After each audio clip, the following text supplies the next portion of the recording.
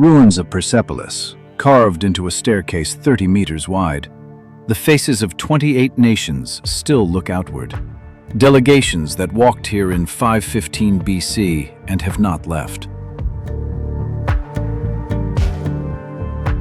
In Yazd, 900 kilometers east, a tower rises from a rooftop. No bells, no glass, no mechanism visible from the street. It draws air from height, pushes it underground, releases it into the basement 8 degrees cooler than the city above. The tower is 3,000 years old. The city below is still using it.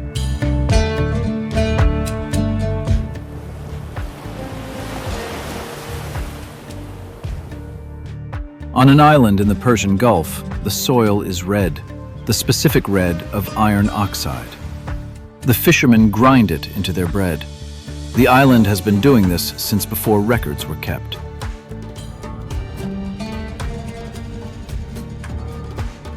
The news describes one Iran.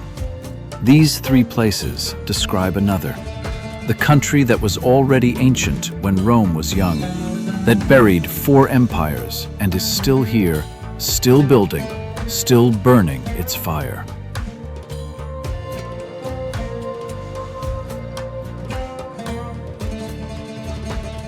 Iran does not contain a civilization.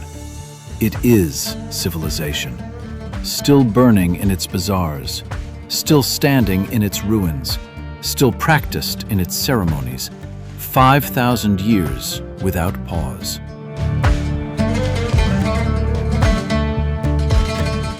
The staircase at Persepolis rises 11 meters from the plain. It was built wide enough for horses, for delegations arriving mounted, for tribute bearers carrying objects that no longer exist. Carved into both flanks, the 28 nations of the Achaemenid Empire, each in national dress, each holding their particular gift. Armenians with horses, Indians with gold, Ethiopians with elephant tusks, Greeks with bowls. They are walking toward a throne. They are still walking. Construction began under Darius I in 515 BC. At its height, the complex covered 125,000 square meters. Apadana, throne hall, treasury, private quarters, connected by staircases, colonnaded halls, and a gate that showed the king receiving subjects from every direction. The columns of the Apadana rose 20 meters. 36 still stand. Alexander the Great burned the palace in 330 BC. The reasons are disputed. Revenge for the Persian burning of Athens, a drunken act, a calculated political statement. The stone survived. The cedar beams did not. What remained after the fire was what could not burn. The staircases, the columns, the reliefs. The faces of the 28 delegations, preserved by the fire that took everything else.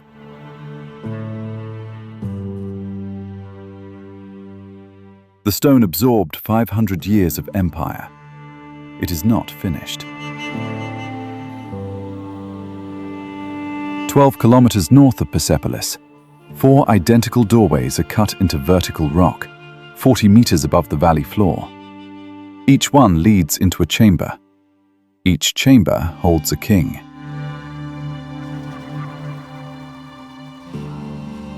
The tombs of Darius I, Xerxes I, Artaxerxes I, and Darius II, cut between 520 and 400 BC into the same cliff face, using the same cross-shaped facade, as if the template itself was sacred. The interiors are small, bare, polished smooth. The exteriors show the king receiving the diadem from Ahura Mazda, carried on a throne supported by representatives of 30 subject nations, each face distinct, each posture bearing weight. Below the Achaemenid tombs, at ground level, the Sassanid kings of the 3rd and 4th century AD carved their own monuments. Shapur I receiving the Roman Emperor Valerian in submission, 260 AD. Bahran II on horseback, Nasser accepting the diadem of kingship. These are not additions that happened to appear nearby. They were deliberately placed beneath the older kings, so that Sassanid triumphs would be read against the backdrop of Achaemenid dead. Later kings did not move away from their predecessors. They carved their victories directly beneath them. Opposite the cliff stands the Kabaya Zartosht, a stone tower of unknown function, dating to the 5th century BC. Fire temple, royal archive, place of initiation. Scholars have not agreed. The tower has stood here for 2,500 years without offering an explanation.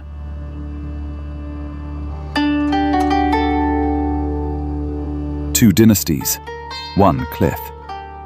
Iran does not curate its history, it stacks it. The empires built for power.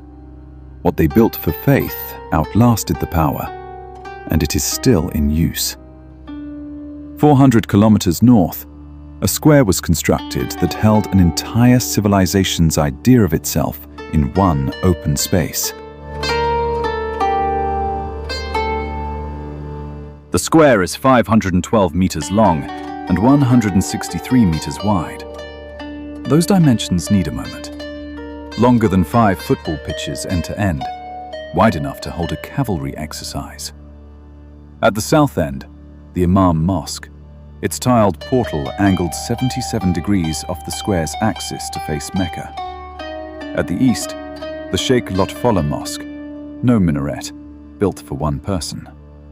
At the west, the Ali Kapu Palace, 6 stories, its upper gallery designed so a single occupant could watch a polo match from above. At the north, the bazaar, running beneath vaulted ceilings for 2 kilometers without interruption.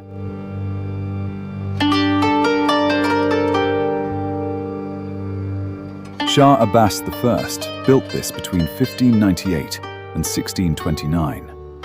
He relocated the Safavid capital from Qazvin to Isfahan, specifically to build it. The polo goals, 2 stone rings set into the ground at each end of the square, are still in place. They have not been moved. The game was played here for 2 centuries. The game stopped.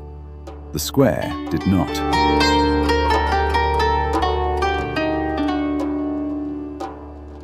The bazaar has been operating continuously for 400 years. The same domed chambers, the same copper workers' quarter, the same carpet merchants at the same turn. Shah Abbas named it Naqsh-e-Jahan, image of the world. He was not wrong.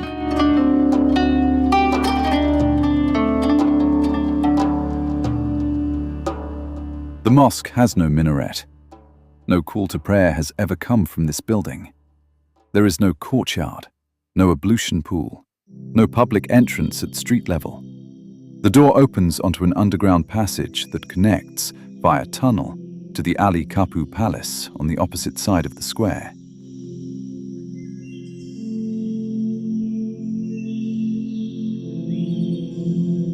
Sheikh Lotfolla was a Lebanese Shia scholar brought from the Jabal Amel region to Esfahan by Shah Abbas in 1598, appointed as the court's chief religious authority. The mosque was built for him, which is to say, built for the Shah's household. A private oratory, accessible only from the palace, used only by those the Shah permitted inside.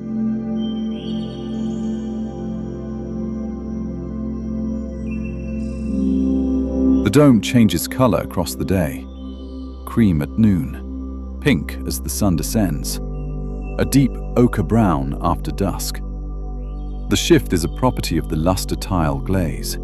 The tiles absorb and refract light differently at different angles, not simply the color of the sky changing. The craftsmen who laid the tiles knew what they were making.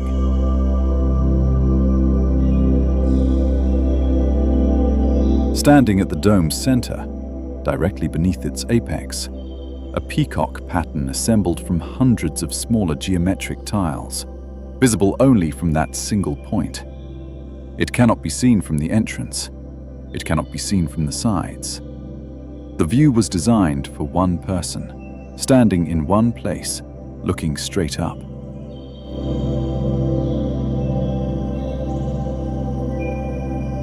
The dome changes color 4 times a day.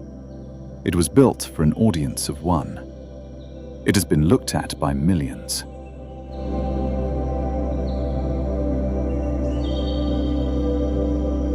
Behind a glass panel, inside a bronze urn, a flame.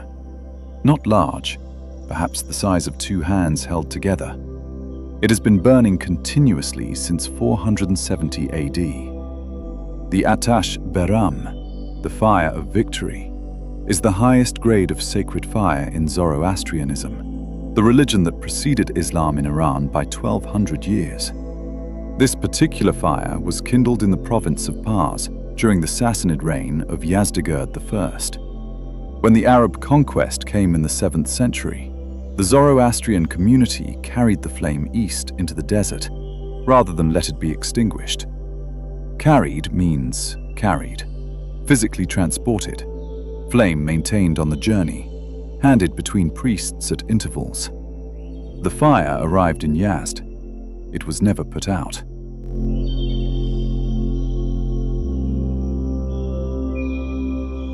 In 1174 AD, the flame was formally installed in Yazd. In 1934, a purpose-built temple was constructed to house it in a sealed, glass-fronted chamber. The fuel, dried fruit wood, almond, apricot, walnut, never coal, never impure material. The flame is tended on a precise schedule. The Zoroastrian community of Yazd numbers approximately 60,000, the largest in Iran, the descendants of those who stayed when others fled to India. The fire has burned through the Arab conquest, the Mongol invasion, the Safavid conversion campaigns, and the decades since 1979. It is, at present, still burning. The cities to the east solved a different problem, not faith, but survival. They built their answers out of mud, air, and underground water.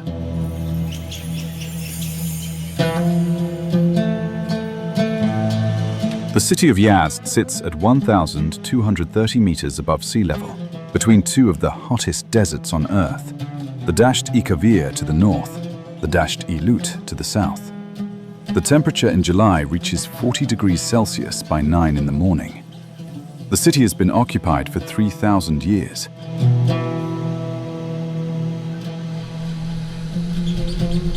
The solution is on every rooftop. The Badgir, a wind tower, square-bodied, open on 4 faces at the top, each face angled to catch a different prevailing wind. Air enters at height, drops through a vertical shaft, loses heat as it descends, and enters the basement or the central hall at between 6 and 8 degrees below the outside temperature.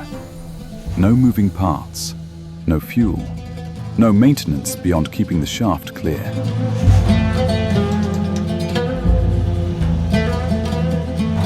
Yazd has approximately 700 surviving Badgirs, more than any other city in the world.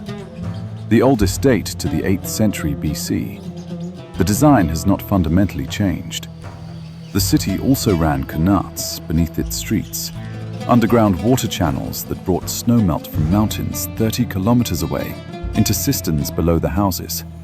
A dual system of cool air arriving from above and cold water arriving from below. UNESCO designated Yazd a World Heritage City in 2017, specifically for its earthen architecture and this wind tower system.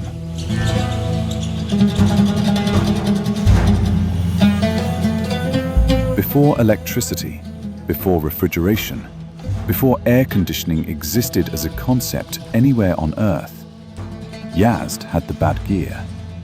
It still works.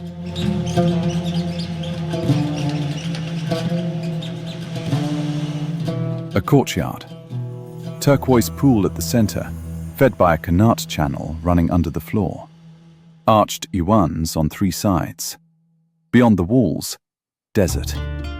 The house belongs to a carpet merchant who died in 1880. The courtyard is still cool.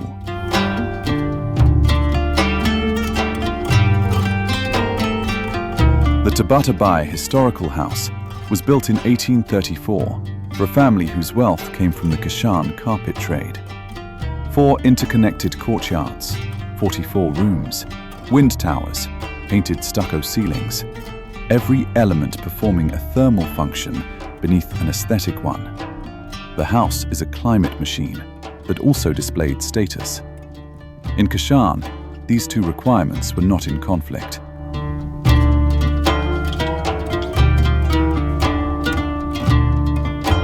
The city itself sits among the oldest continuously inhabited in Iran. Pottery evidence from 7000 BC at the Sialk site. Settlement documented across 5 millennia without interruption. What Kashan solved over those millennia was the problem of permanence in an arid landscape. Its answer: inward-facing architecture, shade courts, underground channels, and a craft economy, carpets, rosewater, silk, that did not require the land to be fertile.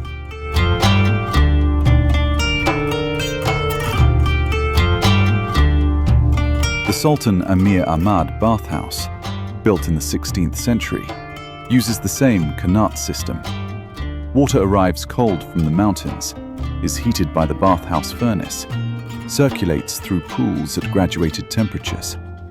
The ceiling above the cold room, 8 pointed star skylights, admitting controlled northern light without direct heat.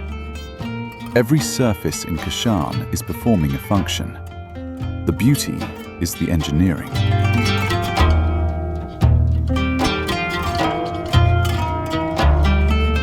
The surface is not sand, it is salt, a white-grey crust stretching 77,000 square kilometers without interruption, cracked by heat into polygonal plates, each plate slightly raised at the edges. Below it, liquid mud, the residue of an inland sea that dried over millions of years. In places, the crust is 30 centimeters thick. In others, it is 3. There is no reliable way to distinguish between them from the surface.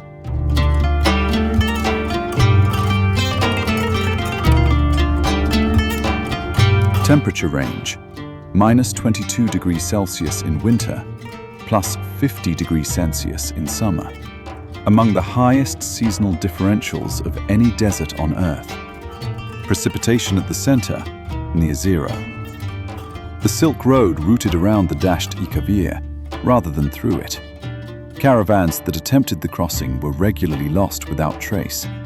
The caravanserais that ring the desert's edge, watering stations, fortified rest stops, were built by people who understood that the desert was a barrier, not a route.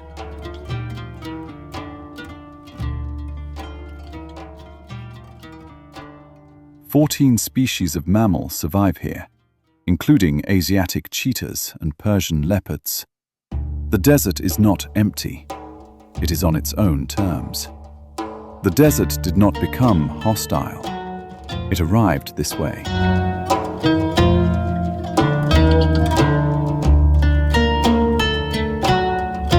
Iran's floor is salt. Its ceiling is something else.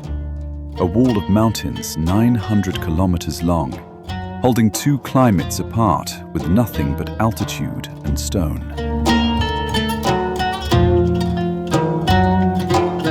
On clear days in Tehran, 70 kilometers to the south, the summit of Damavand appears above the smog line. A white cone, symmetrical, hovering at the edge of the city's sky. On most days, the city does not see it. The mountain is there regardless.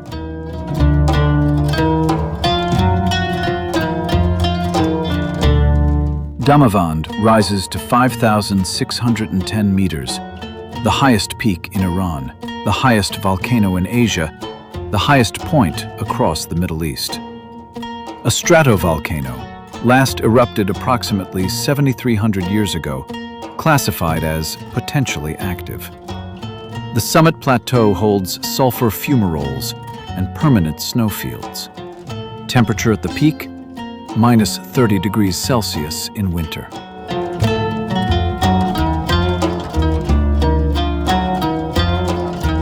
In Zoroastrian mythology, the three-headed dragon Zahak, who fed on human brains, was chained beneath Damavand by the hero Feridun, imprisoned inside the mountain until the end of the world.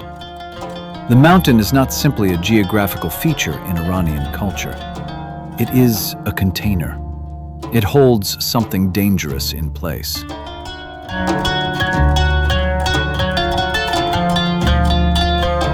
The mountain appears on the 10,000 rial banknote and has served as a national symbol across every political transition since the 19th century. Monarchist, constitutionalist, revolutionary, Islamic Republic. Governments change. The mountain does not. The Iranians put it on their money. They also put a chained demon inside it. The two facts are not unrelated.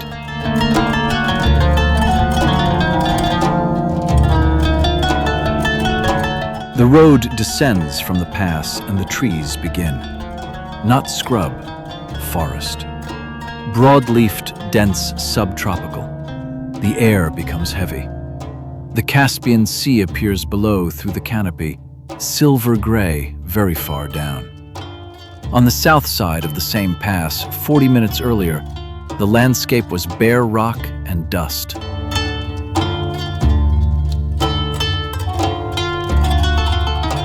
The Alborz runs 900 kilometers along the southern Caspian coast, from the Azerbaijan border to the Afghan frontier. Its north face receives 1,500 millimeters of rain per year. The Hyrcanian forests, which UNESCO designated a World Heritage Site in 2019, grow here in subtropical density. Some trees are 2,000 years old. The south face drops 140 kilometers in elevation from the peaks to the central plateau, one of the steepest gradients of any mountain range on Earth, and receives 230 millimeters of rain per year.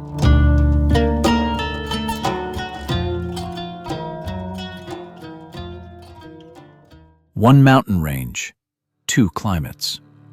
Not because the mountains are exceptional by global standards, because the Caspian Sea sits at 28 meters below sea level, generating moisture that climbs the north face and stops dead at the ridge. The ridge is the climate border. Everything south of it is a different country.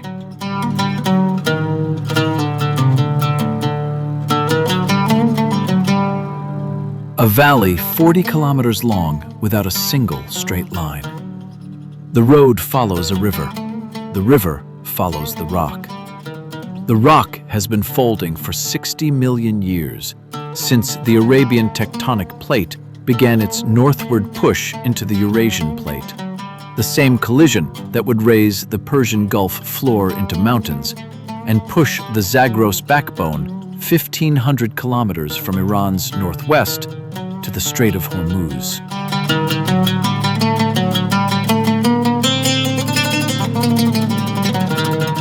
Peak elevations reach 4,548 meters at Yazd Ku. The average crest runs at 2,500 meters. The range is wide, 200 to 300 kilometers across, a series of parallel ridges separated by long valleys, each valley holding its own microclimate, its own settlement pattern, its own dialect.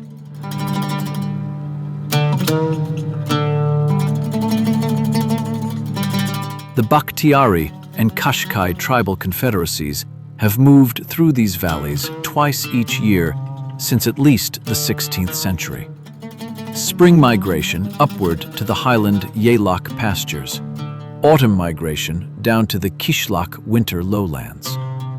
The routes are known. The families that walk them have walked them for 20 generations.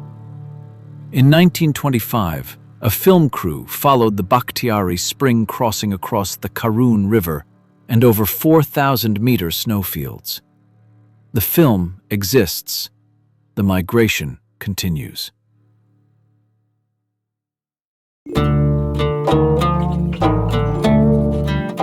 The Zagros foothills are also where wheat was first domesticated, approximately 10,000 BC, at sites including Jarmo and Ali Kosh. The first bread was made here. The first goat was herded here. The mountains have been farmed since the beginning of agriculture.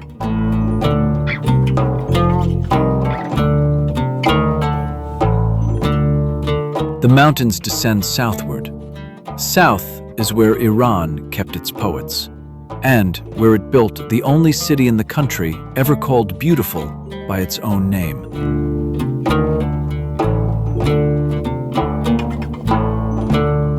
The hall is empty before prayer. Then the sun clears the building to the east, and the stained glass ignites. 6 arched panels of floral glass throwing color across the prayer carpet at once, moving slowly as the earth moves, shifting in position and intensity for approximately 40 minutes before the angle is lost and the hall returns to ordinary light.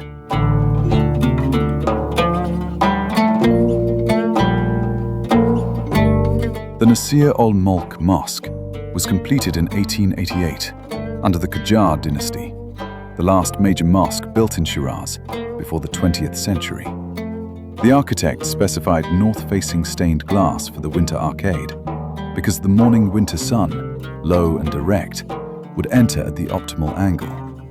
The carpet beneath the windows was part of the design, an Isfahan weave ground whose reds and blues interact with the transmitted light to produce combinations that neither glass nor carpet achieves alone.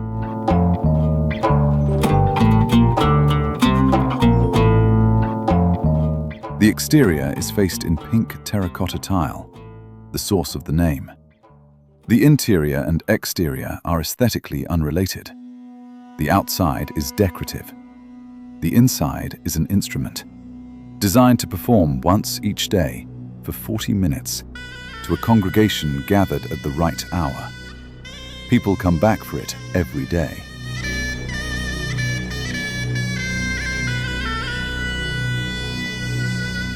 The tomb is in a garden. People arrive carrying small, thin books.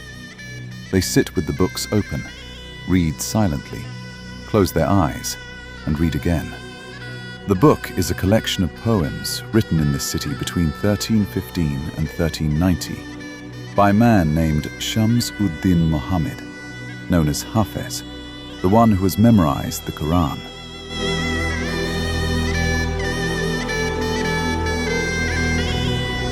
The Divan-e-Hafez, 500 ghazals, each exploring the intersection of love, wine, mysticism, and fate.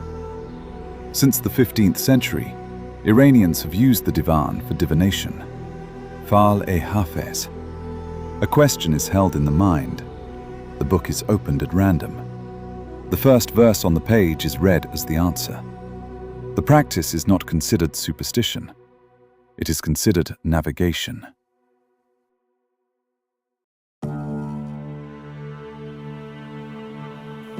Sadi lived here too, 1210 to 1291, 1 century earlier. His Gulistan, the Rose Garden, was among the first Persian texts translated into European languages. It was quoted by Abraham Lincoln in a letter to Congress in 1862. Shiraz produced both men within the same city walls, 1 century apart, each becoming a framework through which Iranians understand language, mortality, and beauty.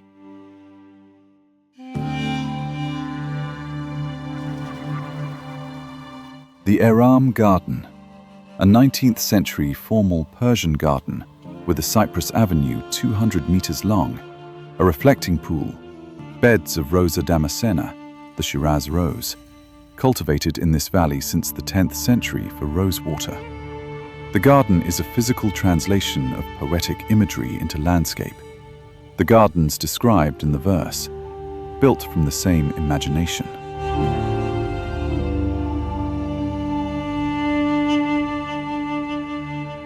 Iran uses its poets to navigate uncertainty.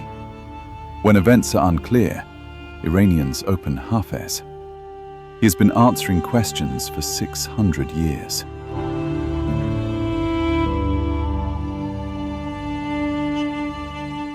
a city made entirely of mud brick, rising from the plain in complete silence. No glass, no metal, no concrete. The oldest building material on Earth, stacked into towers, walls, bazaars, a governor's palace, a Zoroastrian temple at the summit. The scale is wrong for what the eye expects. The citadel is larger than it appears until it is entered, and then it is much larger than it appeared from outside.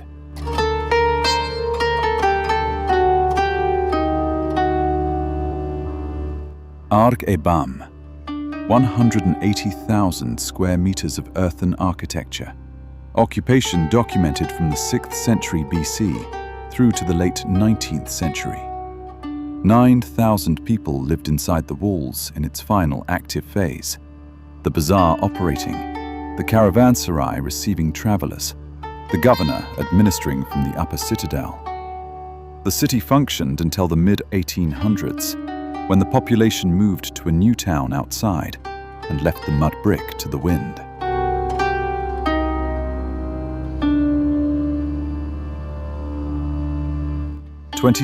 December 26, 2003, 5:26 in the morning. A 6.6 magnitude earthquake struck directly beneath the city. In 11 seconds, 80% of the citadel was destroyed. In the same 11 seconds, 26,271 people in the surrounding modern town were killed. One of the highest death tolls of any earthquake in Iranian history.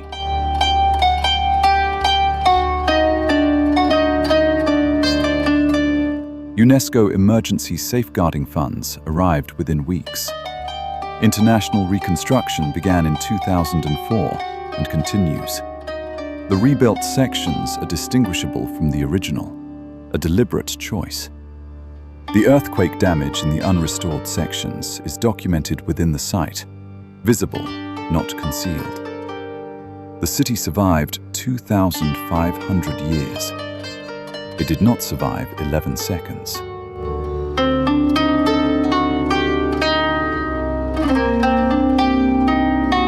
The poets wrote about gardens and impermanence. They were not wrong. At the far edge of Iran, past the mountain ranges and the salt plains, the land runs out into the Persian Gulf, into islands that belong to no familiar category.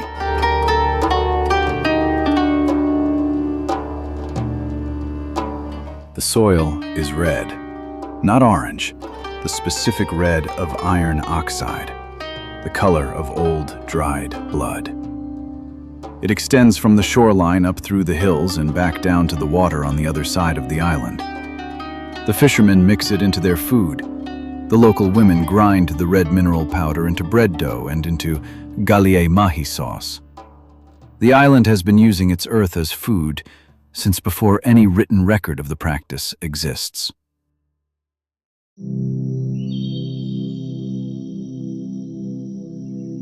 Hormuz Island, 42 square kilometers, Persian Gulf, 8 kilometers from the mainland port of Bandar Abbas. The Portuguese arrived in 1515 and held the island for 107 years, the longest colonial occupation of any Persian Gulf island. At its height under Portuguese control, Hormuz was the wealthiest trading post between Lisbon and Goa. Spices, horses, pearls, and silk moving through this anchorage in both directions. The fortress they built on the eastern shore is still there, red stone against red earth.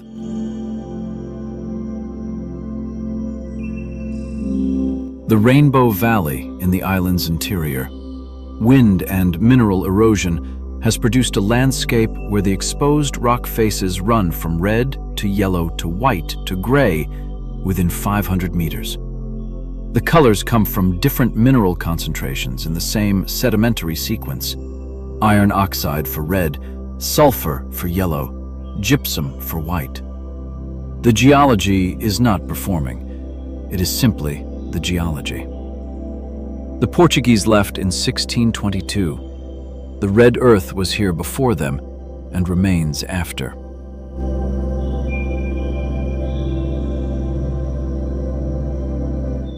Mangroves at low tide. The roots lift above the salt water in dense clusters, the canopy continuous overhead, the water below dark and still. The island is arid. The Persian Gulf is hot. Rainfall here is negligible. The forest is here because of the specific chemistry of these particular tidal shallows, an arrangement of salinity and tidal depth that has sustained this ecosystem for 3,000 years.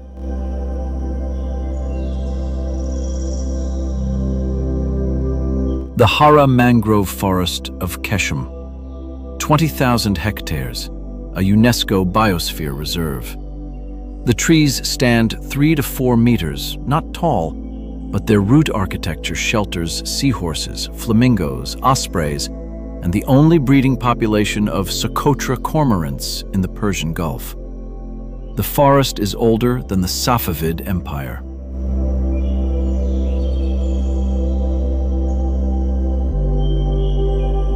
Keshem Island, 1,491 square kilometers, largest island in the Persian Gulf, 35 kilometers off the mainland coast.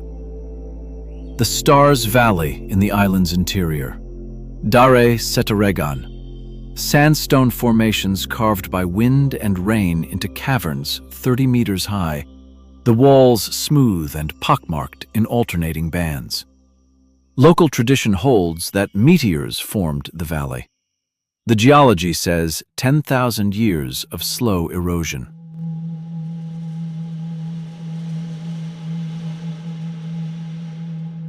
The Naz Islands, off the island's eastern shore. 3 small tidal outcrops connected to each other and to Keshem by a sand causeway that appears for 4 hours at low tide and disappears as the water rises. The path exists, it is not always available.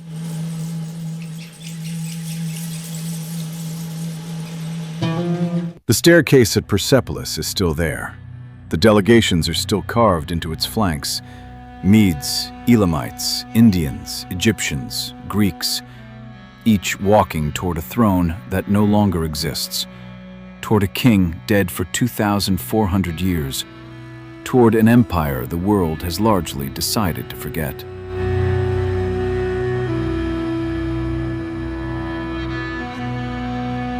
They've been walking for 25 centuries.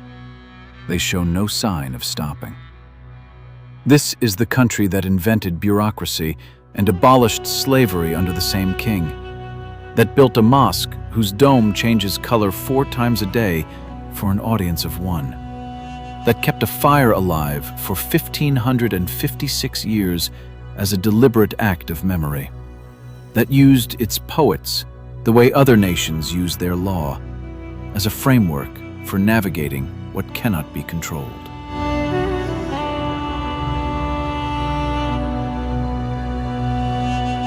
The news has described Iran as many things. The staircase, the fire, the wind towers, the red earth, the mangrove forest. These describe it differently. Not as a country at the edge of something, as a country at the center of everything that came before. The faces at Persepolis look outward. They have always been looking outward.